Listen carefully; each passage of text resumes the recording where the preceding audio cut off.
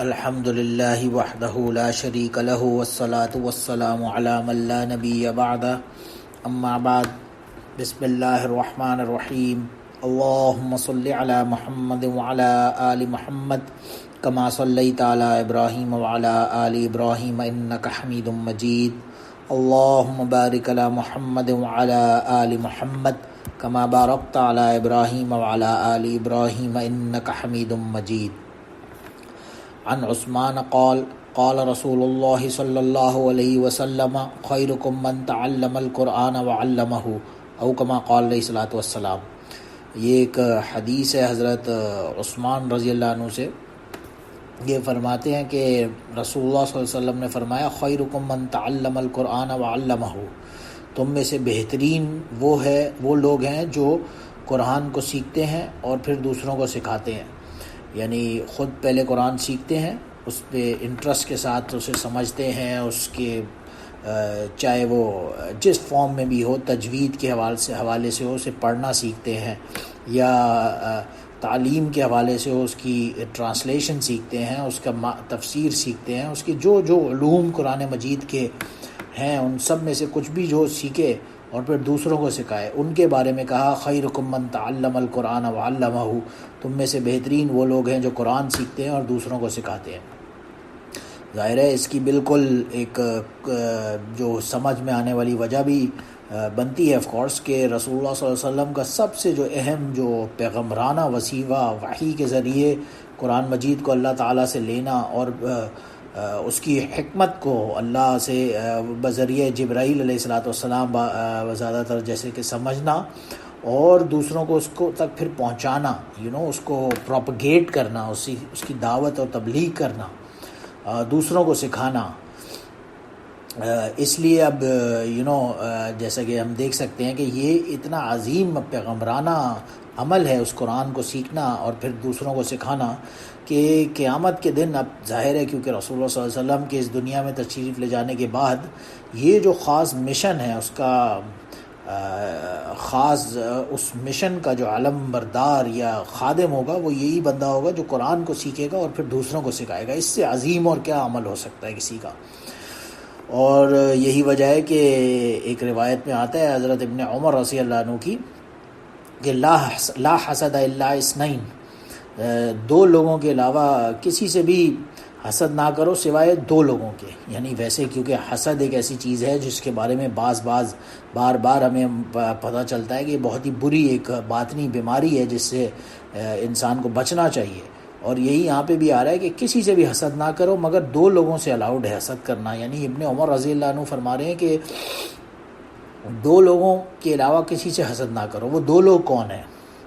رجل اطاع اللہ القرآن فهو یقوم به آناء اللیل وآناء النہار، ایک تو وہ بندہ جو قرآن جس سے اللہ نے قرآن دیا اور وہ پھر اس کے ذریعے یقوم به آناء اللیل وآناء النہار، دن رات اس کے اوپر کھڑا رہتا ہو، اس کی خدمت میں جس فارم میں بھی اس کی چاہے تلاوت ہو، اس کی تعلیم ہو، اس کا پڑھنا، نماز میں تلاوت کرنا، یا جس فارم میں بھی وہ قرآن کو دن رات لے کے بیٹھا ہوا ہے، ایک ایسا بندہ۔ اور دوسرا رجل اطاع اللہ مالا فهو ينفق منه آناء اللیل وآناء النہار، کہ مال اللہ نے اسے دیا، پیسہ دیا، روپیہ پیسہ، اور وہ اللہ کے راستے میں دن رات اسے خرچ کرنے پہ، دینی امور کے اوپر، اللہ کی دین کی سربلندی کی خاطر جس فارم میں بھی ہے وہ اس مال کو خرچ کرنے پہ لگا ہوا ہے رات دن۔ تو ایسے دو لوگ، ایک تو وہ جو رات دن قرآن کے اوپر لگا ہوا ہے، اور دوسرا وہ جو رات دن اللہ کے راستے میں جو اللہ نے اسے مال دیا اس کو خرچ کرنے پہ لگا ہے۔ ان دو لوگوں سے بے شک حسد کرو، ان سے آگے نکلنے کی کوشش کرو، کیونکہ یہ دو ایسے کام ہیں اتنے عظیم ہیں کہ ان سے آگے نکلنا ہر مسلمان کی رسپانسبلٹی ہے گویا نہ وہ۔ تو اتنا ایک عظیم کام ہے جو خیرکم، تم میں سے لوگ ہیں، بہترین لوگ ہیں، وہ سب وہی ہیں جو اصل میں قرآن کو پکڑ لیتے ہیں۔ اور ظاہر ہے لاجیکلی بات سمجھنے کی بھی یہی ہے کہ اتنا عظیم کلام ہے جسے پکڑ لینا ہی اصل میں دین و دنیا دونوں میں کامیابی ہے اس میں۔ اور ظاہر ہے جو ہمیں یہ کلام اللہ کی شکل میں قرآن جسے ہم کہتے ہیں، یہ کلام اللہ جس کے بارے میں آتا ہے، یہ تو خود مخلوق ہی نہیں، اس کے بارے میں علماء نے، ہمارے اکابرین نے یہی لکھا ہے، سلف کا جو عقیدہ ہے وہ یہی ہے کہ قرآن تو ان اٹ سیلف جو کلام اللہ ہے، اس کا کوئی یہ خود مخلوق ہی نہیں ہے۔ تو اتنا ایک عظیم شے ہے، اتنی عظیم ایک اس کا اپنا مرتبہ ہے کہ اس کو جان لینا بہت ضروری ہے۔ بہت سارے اس کے حقوق ہیں جو عام طور پہ ہم جس سے ناواقف ہوتے ہیں، لیکن خاص جو اس کے بالکل موسٹ امپورٹنٹ حقوق ہیں ان کا ادا کرنا نہایت ہی ضروری ہے۔ اور وہ پتہ ہمیں اس سے بھی ایک روایت سے بھی چلتا ہے، حضرت عبیدہ ملکی رضی اللہ عنہ کی، کہ رسول اللہ صلی اللہ علیہ وسلم نے فرمایا،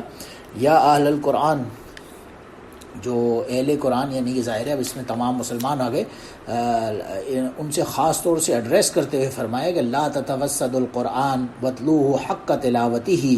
من اناء اللیل واناء النہار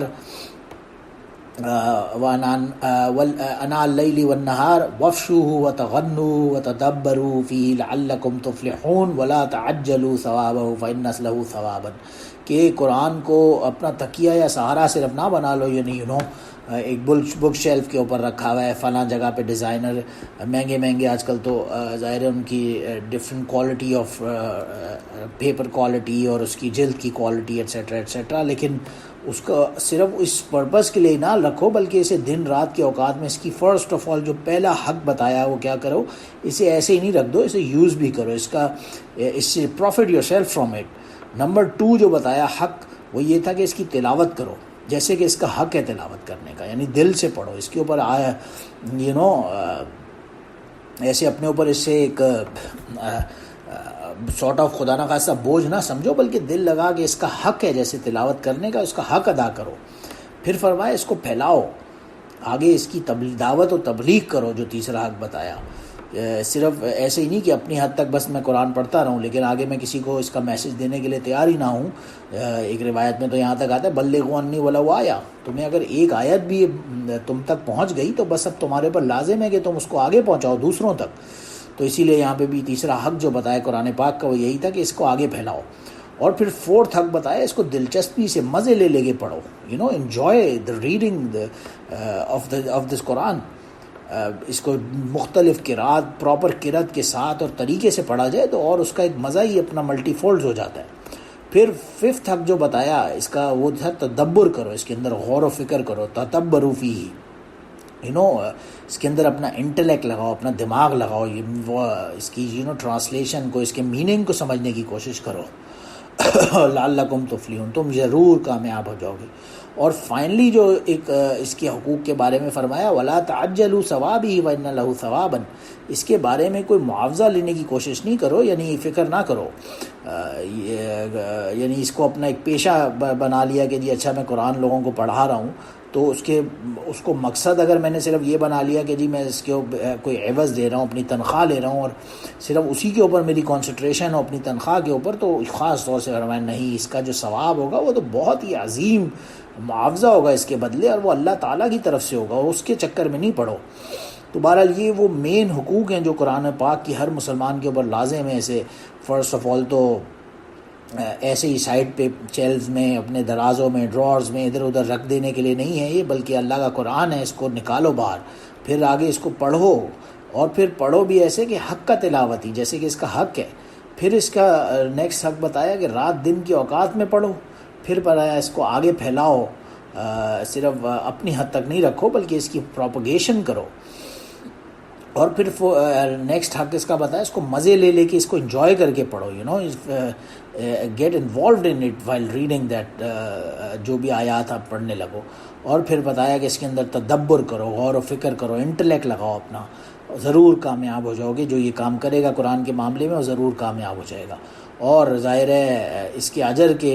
اس کے عوض کے، اس کی بدلے کوئی پیسے کے تنخواہ کے چکر میں نہ پڑو کہ مجھے اس کے بدلے کوئی عوض ملے گا، کوئی ریٹرن ملے گا، بلکہ بے لاس اس کی تلاوت اور ان کاموں پہ لگ جاؤ۔ اور ظاہر ہے جو بھی قرآن کو اپنا مقصد بنائے گا اس کے لیے سب سے بہترین ایک مسلم شریف میں روایت ہے حضرت عمر بن خطاب رضی اللہ عنہ کی، کہ رسول اللہ صلی اللہ علیہ وسلم نے فرمایا ان اللہ یرفع بہذا الاقوام اقواما ویضع به آخرین، کہ اللہ تعالیٰ اس قرآن کے ذریعے، اس کتاب کے ذریعے بہت ساری قوموں کو یرفع بلند کر دیتا ہے، اور بہت ساری قوموں کو یضع یعنی نیچے گرا دیتا ہے۔ تو ظاہر ہے ایسا دیکھا گیا ہے، مسلمانوں نے جب بھی اس قرآن کو، صحیح کوئی ہمارا حکمران ایسا آیا ہو جس نے اس قرآن کو پکڑا ہو اور اس کو مضبوطی سے تھام کے چلا ہو، تو وہ یقیناً مسلمانوں کے لیے بہتری اور آگے اونچائی کی منزلیں طے کرتا ہے۔ لیکن جب بھی اس قرآن کو جب قوم چھوڑنے لگتی ہے تو وہ آٹومیٹکلی بائی ڈیفالٹ ایک اللہ کا نظام ہے کہ وہ تنزلی کی طرف چلی جاتی ہے۔ کہنے کو بہت پیسہ بھی ہوگا، لیکن جو مورل کریکٹرسٹکس ہوتی ہیں انسان کی، جو اس کی ویلیوز ہوتی ہیں، اس کی ٹریڈیشن ہوتا ہے، اس کا کلچر ہوتا ہے، ان سب کے سٹینڈرڈز میں نیچے سے نیچے گرتی چلی جائے گی۔ تو بہرحال اللہ سبحانہ و تعالیٰ ہمیں اس قرآن کو صحیح معنوں میں پکڑنے کی توفیق عطا فرمائے، کیونکہ بحیثیت قوم بھی، ایک بحیثیت گروپ بھی، اگر جو اس قرآن کو پکڑے گا تو اس کے ذریعے ہی اللہ تعالیٰ بہت ساری اقواموں کو اوپر کر دے گا اور بلند فرمائے گا۔ ان کی ترقی کا سارا معیار یہی قرآن کو پکڑنے کے اوپر ڈپینڈنٹ رہے گا، اور جو اس کو پڑھے گا ظاہر ہے تو پھر وہ اس کے ان ریٹرن اجر و ثواب کا بھی مستحق ہوگا، اس کے بہت سارے بینیفٹ بھی اسے ملیں گے۔ سب سے بڑا جو بینیفٹ قرآن پاک کا ملتا ہے ہمیں، وہ تو یہی ہے، جیسے کہ ایک حدیث میں آتا ہے کہ من قرأ حرفا من کتاب اللہ فلہ بہ حسنۃ والحسنۃ بعشر امثالھا، کہ جو بھی قرآن کا ایک حرف بھی پڑھتا ہے اس کو ایک نیکی ملتی ہے، اور ایک نیکی جو ہے وہ 10 نیکیوں کے برابر ہے۔ صاف صاف سورہ انعام کے اندر آتا ہے قرآن پاک میں ہی کہ من جاء بالحسنۃ فلہ عشر امثالھا، ہر نیکی جو ہے وہ 10، اس کے بدلے 10 نیکیاں ملتی ہیں۔ ایک نیکی کر لیتا ہے انسان، وہ سمجھتا ہے میں نے ایک کی، لیکن اس کے بدلے 10 نیکیاں مل جاتی ہیں انسان کو۔ اور یہاں قرآن کا تو معاملہ ایسا ہے جس کے بارے میں نبی کریم صلی اللہ علیہ وسلم نے آگے فرمایا لا اقول الف لام میم حرفا، الف حرف و لام حرف و میم حرف، کہ میں یہ بھی نہیں کہتا کہ الف لام میم ایک حرف ہے، بلکہ الف الگ حرف ہے، لام الگ حرف ہے، اور میم الگ حرف ہے۔ الف لام میم جس بندے نے پڑھ دیا، گویا اس نے الف کے بدلے ایک نیکی پائی، اور ایک کو ملٹیپلائی ٹائمز 10 تو 10 نیکیاں وہیں مل گئیں، لام پہ 10 اور میم پہ 10، اور یہ 30 نیکیاں صرف الف لام میم پڑھنے پہ لگ جاتی ہیں، مل جاتی ہیں سبحانہ اللہ و تعالی۔ تو ایک ایک حرف کی ایک نیکی، اور پھر وہ ایک نیکی ملٹیپلائی بائی 10۔ تو قرآن کا تو معاملہ ایسا ہے کہ بیٹھے بیٹھے ہی، جس کو کہتے ہیں نا کہ بونس نیکیاں ہمیں ملتی جا رہی ہیں صرف اس کو پڑھنے پہ، اور ہمیں یہ احساس بھی نہیں ہے، ہمیں قدر بھی نہیں ہے۔ تو ظاہر ہے اس کا پڑھنا ان اٹ سیلف، اس سے بڑا بینیفٹ تو قرآن پاک کا کیا ہوگا۔ لیکن ظاہر ہے اور بہت سارے بینیفٹس بھی ہیں، کہ وہ ابن عمر رضی اللہ عنہ فرماتے ہیں کہ رسول اللہ صلی اللہ علیہ وسلم نے فرمایا ان هذه القلوب تصدع كما يصدع الحديد، کہ جو انسانوں کا دل ہے، انسانوں کے دلوں میں، سینوں میں جو دل ہوتے ہیں، جیسے ان پہ زنگ لگ جاتا ہے، بالکل اسی طرح جیسے کہ حدید یعنی کہ لوہے پہ زنگ لگ جاتا ہے۔ اب ظاہر ہے اسٹیل جو ہے، لوہا جسے کہا جاتا ہے، وہ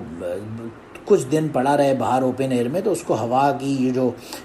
ہیومیڈیٹی کی وجہ سے فوراً زنگ لگنا شروع ہو جاتا ہے، اور ہم دیکھتے ہیں اس پہ ایک بلیکش سی وہ زنگ کی وہ سٹینز نظر آنا شروع ہو جاتے ہیں۔ تو بالکل اسی طرح فرمایا کہ جس طرح اذا اصاب الماء، جیسے کہ پانی جب ہیومیڈیٹی یا لوہا کو، حدید کو یعنی کہ اسٹیل کو زنگ لگا دیتی ہے، اسی طرح سے آپ کے ہر انسان کے جو دل ہیں اس کو بھی زنگ لگ جایا کرتا ہے۔ تو عرض کیا یا رسول اللہ ما جلا ہوا، اس کا زنگ کو دور کرنے کا طریقہ کیا تو بتائیں ہمیں۔ اس پر رسول اللہ صلی اللہ علیہ وسلم نے فرمایا کثرت ذکر الموت و تلاوت القرآن، سب سے پہلا طریقہ ظاہر ہے یہی ہے کہ زیادہ سے زیادہ موت کو یاد کرو، جتنی زیادہ موت کو یاد کرے گا انسان اتنا زیادہ وہ دلوں کا زنگ دور ہوگا۔ اور نیکسٹ فرمایا کہ تلاوت القرآن، قرآن کی تلاوت زیادہ سے زیادہ کرو، ایک یہ طریقہ ہے۔ تو آبویسلی جو قلب کا یعنی دل کا زنگ ہے وہ اللہ اور آخرت کے جو انجام ہے اس سے بالکل غافل ہو کر اور بے فکر ہو کر ہی لگنا شروع ہوتا ہے۔ یہ سارے جتنے بھی چھوٹے بڑے انسان کی زندگی کے اندر گناہ ہیں، اس کی روٹ کاز، اس کا جو مرکز ہے، اس کی جو بنیاد ہے ہر گناہ کی، وہ یہی دلوں کا زنگ لگنا ہے۔ اور ظاہر ہے وہ زنگ کیسے دور ہوگا، وہ موت کو انسان یاد کرے گا تو آبویسلی دل میں اللہ کا خوف پیدا ہوگا اور وہ نیکی کی طرف آئے گا، یا پھر تلاوت زیادہ سے زیادہ کرے گا تو اس سے بھی اللہ کی طرف آٹومیٹکلی، ظاہر ہے کلام اللہ کی ایک برکت ہوگی جس کی وجہ سے وہ آٹومیٹکلی اس کا وہ زنگ دور ہوگا تو وہ نیکی کی طرف آئے گا اور گناہوں کو چھوڑنے کی طرف اس کا ایمفسس بنے گا. اور پھر جو انسان لگا رہے گا اور قرآن کو سیکھتے سیکھتے سیکھتے ایک ٹائم آتا ہے انسان کا کہ پھر وہ اس میں ماہر بن جائے گا, اسے پڑھنا اور کوئی دشواری نہیں ہوگی, فلوئنٹلی بالکل فراوانی سے پڑھنا شروع کرے گا. اس کے بارے میں ایک روایت میں آتے ہیں, امی عائشہ رضی اللہ عنہ فرماتی ہیں رسول اللہ صلی اللہ علیہ وسلم نے فرمایا الماہر بالقرآن مع السفرۃ الکرام البررۃ, کہ جو ماہر قرآن ہوگا, جو بہت زبردست طریقے سے مہارت رکھتا ہوگا قرآن پہ, وہ تو بہت ہی معزز فرما بردار جو اوبیڈینٹ فرشتے ہیں ان کے ساتھ ہوگا ایسا بندہ. تو اور ایسا بندہ آگے فرمایا کہ جو مشکل سے اٹک اٹک کے پڑھتا ہو, ظاہر ہے ایک نان نیٹو عربک سپیکر ہے جس کی مدر ٹنگ ہی عربی نہیں ہو, تو اس کو ذرا سی دشواری ہوگی شروع میں پڑھنے میں. جب وہ سٹارٹ کرے گا تو اٹک اٹک کے پڑھے گا. اس کے بارے میں فرمایا کہ وہ گھبرائے نہیں, جو اس کا اٹکنا ہے اس کے اوپر, تو اس کی اس مشکل کے اوپر اس کو ڈبل اجر ملے گا. کہ ظاہر ہے وہ تو اور مشکل لگا کے اور شوق سے پڑھ رہا ہے, تبھی اٹک بھی رہا ہے پھر بھی پڑھ رہا ہے, اس کو ڈبل اجر و ثواب کی بشارت فرمائی رسول اللہ صلی اللہ علیہ وسلم نے.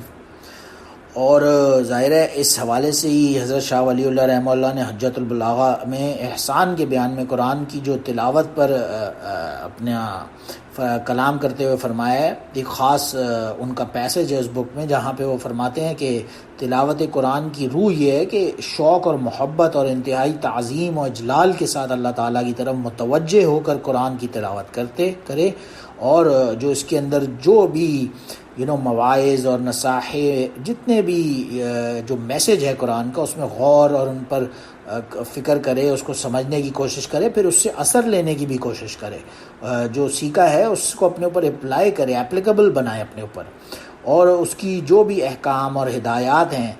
ان کی تعمیل اور پیروی کے عزم کے ساتھ تلاوت کرے, اس سوچ کے ساتھ کہ میں جو پڑھ رہا ہوں اس پہ میں نے عمل بھی انشاءاللہ تعالیٰ کرنا ہے. پھر جو کوئی قرآن کے اندر قصے اور جو مثالیں اور جو بھی اگزامپلز جو عبرت کے لیے کہیں پہ ہمیں ملتی ہیں, فرعون کا واقعہ ہے, قوم عاد ہے, قوم سمود ہے, اس طرح کے مثال کے طور پہ, تو جب اللہ کی ان سے وہ عبرت حاصل کرے ایسی مثالوں سے, اور جب اللہ کی جو صفات ہیں ان کے بارے میں کوئی بات ہو تو کہے سبحان اللہ, اور جب ان آیتوں سے گزرے جن میں جنت اور اللہ کی رحمت کا بیان ہے تو اللہ سے فضل اور اس کا کرم فرمانے کی دعا کرے اور اپنے لیے جنت اور رحمت کا سوال کرے. اور جب ان آیتوں سے گزرے جن میں دوزخ اور اللہ کے غضب کا بیان ہے تو اللہ سے پناہ مانگے. تو ان چیزوں کے بارے میں حضرت شاہ ولی اللہ رحمہ اللہ فرماتے ہیں کہ اس سب کا خاص خیال رکھے گا تو انشاءاللہ یقینی طور پر آگے نکلنے کے لیے وہ بندہ ایک راستے پر چل پڑے گا. تو ان باتوں کا خاص خیال رکھنا چاہیے قرآن پڑھتے وقت بھی. اور پھر جب قرآن پڑھے گا تو آبویسلی بہت سارے اس کو بینیفٹس تو ہوں گے ہی ہوں گے, اور ساتھ میں اس سے بہت سارے اس کے ریوارڈز اور جو انعامات ملیں گے. ایک تو سب سے بہترین مثال جس کی ہمیں روایت میں پتہ چلتی ہے کہ قرآن پاک جو پڑھتا ہے اور پھر اس پر عمل کرتا ہے تو البس والداہ تاجن یوم القیامت ذو احسن من ذو الشمس فی بیوت الدنیا لو کانت فیکم فما ظنکم بالذی عمل بہذا, کہ جو قرآن پڑھنے والا اور اس پر عمل کرنے والا بندہ ہے اس کے ماں باپ کو اللہ سبحانہ و تعالیٰ قیامت کے دن ایک تاج پہنائیں گے, ایک کراؤن ہوگا ان کے سر کے اوپر, اور اس کی روشنی ایسی ہوگی کہ جیسے لوگوں کے گھروں کے اندر اگر سورج داخل ہو جائے اس دنیا میں, نیچے اتر آئے اور لوگوں کے گھروں میں جتنی وہ روشنی ہو جائے گی, اس سے امیجن کریں اتنی روشنی اس تاج کی ہوگی. اور پھر یہ وہ تاج ہوگا جو اس کے ماں باپ کو پہنایا جائے گا, اس کے والداہ. تو جب یہ تاج اس کے ماں باپ کے سر پر ہوگا تو امیجن کیجئے کہ جو وہ بندہ خود ہوگا جس نے قرآن کو سمجھا ہوگا, سیکھا ہوگا اور اس پہ عمل کرنے والا ہوگا, اس کا کیا مقام ہوگا, اس کے بارے میں کیا گمان ہے, خود اس بندے کے بارے میں جس نے خود یہ عمل کیا ہوگا اس کا کیا ہی مقام ہوگا. ظاہر ہے یہ تو اللہ ہی بہتر جانتا ہے, لیکن بہت سارے بینیفٹس میں سے ظاہر ہے ایک بینیفٹ یہ بھی کہ آخرت میں دیکھے گا انسان. اور پھر بہت ساری دوسری صورتوں وغیرہ کے حوالے سے بھی قرآن پاک میں بہت ساری خاص فضیلتیں ہمیں ملتی ہیں. خاص طور سے سورہ بقرہ اور سورہ آل عمران کے بارے میں آتا ہے کہ یہ ایک سائے کی طرح, ایک بادل کی طرح ایک شیڈو دیں گے انسان کو, اس کے اندر برکت ہے، اور اس کو چھوڑنا جو ہوگا روایت میں آتا ہے حسرت کی بات ہے بڑی، اور صرف جو باطل انسان ہوگا، جو حق سے ایک عدوت رکھنے والا، بغض رکھنے والا، وہی بندہ اس سے محروم رہنے والا ہوگا۔ جو حق بات کو ایکسیپٹ کرنے والا ہوگا وہ سورہ بقرہ اور سورہ آل عمران کو خاص طور سے پڑھیں گے، اور انہی کے بارے میں آتا ہے یہ قیامت کے دن روایت میں پتہ چلتا ہے کہ سورہ بقرہ اور سورہ آل عمران جو ہوں گے غمامتان یا ذلتان سودان بینہما شرک کانہما فرقان من طیر صواف تحاجان عن صاحبہما، کہ یہ بادل کے دو ٹکڑے ہیں سورہ بقرہ اور آل عمران، یہ بلیک کلر کے، یعنی یہ وہ شیڈو کی طرح آسمان میں جن میں نور چمک رہا ہے، اور یا پھر یہ صف باندھے بالکل جیسے ایک پرندوں کا غول پورا لشکر ہوتا ہے، وہ اوپر سے آ رہا ہے اور مدافعت اور وکالت کریں گے اپنے اس تعلق رکھنے والوں کی جو اس سے ان دو صورتوں سے تعلق رکھیں گے۔ اور سورہ بقرہ کے بارے میں تو ظاہر ہے خاص طور سے ایک دوسری روایت میں آتا ہے ان الشیطان ینفر من البیت الذی یقرأ فی سورہ بقرہ، جس میں سورہ بقرہ کی جس گھر میں تلاوت ہوتی ہے وہاں سے تو قرآن بھاگ جاتا ہے، فوراً شیطان بھاگ جاتا ہے تو ظاہر ہے اس ساحرین کے جادو ٹونے کے اثر سے بچنے کے لیے ایٹسیٹرا ایٹسیٹرا یہ بہترین وظیفہ ابھی بتایا علماء کرام نے کہ سورہ بقرہ کی خاص طور سے اور سورہ آل عمران کی بھی تلاوت کی جائے۔ پھر ایک دوسری خاص فضیلت سورہ فاتحہ کی ملتی ہے، جس کے بارے میں ایک دفعہ نبی کریم صلی اللہ علیہ وسلم نے فرمایا کیا میں تمہیں ایک ایسی صورت نہ بتاؤں جس کے جو نہ تورات میں تھی، نہ زبور میں تھی، نہ انجیل میں تھی؟ تو ظاہر ہے انہوں نے فرمایا بالکل فرمائیے یا رسول اللہ۔ انہوں نے فرمایا جو نہ تورات میں، نہ زبور میں، نہ انجیل میں، اور نہ ہی قرآن میں اس کی مثل کوئی صورت ہے، وہ ام القرآن یعنی کہ سورہ فاتحہ ہے۔ اس کے بارے میں فرمایا اس کا ایک بہت ہی ہائی اسٹیچر ہے، اور ظاہر ہے پورے قرآن کا جو ایک سمری ہے، کنکلوژن ہے، وہ ہمیں سورہ فاتحہ سے ہی پتہ چل جاتا ہے۔ اس کی ایک مقدمہ ہے گویا کہ پورے قرآن کا۔ پھر سورہ بقرہ اس کے بعد جو آتی ہے ظاہر ہے اس کی تو مثال اپنی ہی ایک دوسری بہت ساری روایات میں پتہ چلتی ہے۔ ایک روایت میں سے سنامن فرمایا لکل شیء سنام و سنام القرآن سورہ البقرہ، کہ اس سورہ ہر چیز کی ایک چوٹی ہوتی ہے، ایک پیک ہوتی ہے، اور جس طرح ہر چیز کی ایک پیک ہوتی ہے اسی طرح قرآن کی بھی ایک پیک ہے، گویا اوپر جاتے جاتے جب ٹاپ پہ بندہ پہنچتا ہے تو وہ سورہ بقرہ کو اسے ملتی ہے، نظر آتی ہے، سمجھتا ہے، اور اس کے اندر ایک ایسی آیت ہے جو سید ہے تو آیت القرآن، قرآن کی ساری آیات کی سردار ہے، اور وہ آیت جو ہے وہ سورہ آیت الکرسی ہے۔ تو بہرحال ایک روایت میں یہ بھی آتا ہے کہ اپنے گھروں کو مقابر یعنی کہ گریو یارڈز نہ بناؤ، کیونکہ جس گھر میں بھی سورہ بقرہ کی تلاوت نہیں آتی گویا وہ گریو یارڈز کی طرح ہیں، وہاں پہ شیطان داخل ہوتا ہے، اور جہاں پہ سورہ بقرہ کی تلاوت ہوگی وہاں شیطان داخل نہیں ہوگا۔ پھر ایک دوسری جو صورت ہے سورہ کہف کے حوالے سے آتا ہے کہ من قرأ سورۃ الکہف فی یوم الجمعۃ اضاء لہ نور ما بین الجمعتین، کہ جو سورہ کہف کی ہر جمعے کو تلاوت کرے گا اسے ایک نور پروٹیکٹ کرے گا اللہ کی طرف سے نیکسٹ جمعے تک، تو گویا وہ ایک اللہ کی پروٹیکشن میں آ جائے گا، اس لیے ہر جمعے اپنا سورہ کہف پڑھنے کا معمول بنانا بھی چاہیے۔ خاص طور سے ایک دوسری روایت میں تو یہ بھی آتا ہے جو اس کو شروع کی ابتدائی 10 آیتیں یاد کر لے گا اور پڑھے گا وہ دجال کے فتنے سے بھی محفوظ رہے گا۔ پھر ایک دوسری سورہ یاسین ہے جس کے بارے میں آتا ہے جس نے پڑھ لی وہ جو گویا اس کے لیے بھی مغفرت کا فیصلے ہو گئے۔ سورہ واقعہ کے بارے میں آتا ہے کہ ہر رات سورہ واقعہ پڑھنا بھی نبی کریم صلی اللہ علیہ وسلم نے فرمایا کہ جو یہ کرتا ہے اس کے اوپر کبھی فاقہ نہیں آئے گا، فاقتاً ابداً۔ اور ابن مسعود رضی اللہ عنہ جو راوی ہیں اس روایت کے فرماتے ہیں انہوں نے خاص طور سے اپنی بیٹیوں کو یہ تاکید کی ہوئی تھی کہ ہر روز رات کو سورہ فاتحہ پڑھ کے سویا کریں۔ پھر سورہ ملک کے بارے میں بھی آتا ہے، اس کے خاص فضیلتیں ہیں، فرمایا کہ ان سورۃ فی القرآن 30 آیۃ شفاعت لرجل حتی غفر لہ، کہ یہ سورہ ایک صورت ہے قرآن میں 30 آیتوں پر، جو یہ پڑھ لے اس کی آدمی کی شفاعت ہوگی وہ یہ صورت کے ذریعے، اور وہ صورت جو ہوگی یہاں تک کہ اس کی مغفرت ہو جائے گی اس بندے کی، اور وہی صورت تبارک الذی ہے۔ اور ظاہر ہے یہ شفاعت تو ہوگی۔ اور ایک روایت میں آتا ہے جابر ان نبی صلی اللہ علیہ وسلم کان لا ینام حتی یقرأ الف لام میم تنزیل و تبارک الذی بیدہ الملک، نبی کریم صلی اللہ علیہ وسلم کا یہ معمول تھا کہ وہ ہر روز رات سونے سے پہلے سورہ الف لام میم تنزیل اور سورہ ملک کی تلاوت فرمایا کرتے تھے۔ پھر ایک خاص صورت سورہ اعلیٰ ہے جس کی بارے میں آتا ہے کہ یحب حاذہ سورہ، کہ نبی رسول اللہ صلی اللہ علیہ وسلم کو خاص طور سے علی رضی اللہ عنہ فرماتے کہ اس صورت سے خاص طور سے محبت تھی، اور وہ سورہ سبح اسم ربک الاعلیٰ تھی۔ اور شاید یہی وجہ ہے کہ ہر اکثر اوقات جمعے کی یا عیدین وغیرہ کی نمازوں میں پہلی رکعت میں سورہ اعلیٰ یعنی سبح اسم ربک الاعلیٰ اور دوسری میں اس کے بعد والی صورت تلاوت فرمایا کرتے تھے، اللہ تعالیٰ کا حدیث الغاشیہ۔ اور ایک روایت سے پتہ چلتا ہے کہ سورہ تکاثر جو ہے وہ 1000 آیتیں پڑھنے کے برابر ہے قرآن پاک کی، گویا جس نے سورہ تکاثر پڑھ لی اس نے 1000 آیتیں پڑھ لی۔ اور پھر اسی طرح جس نے سورہ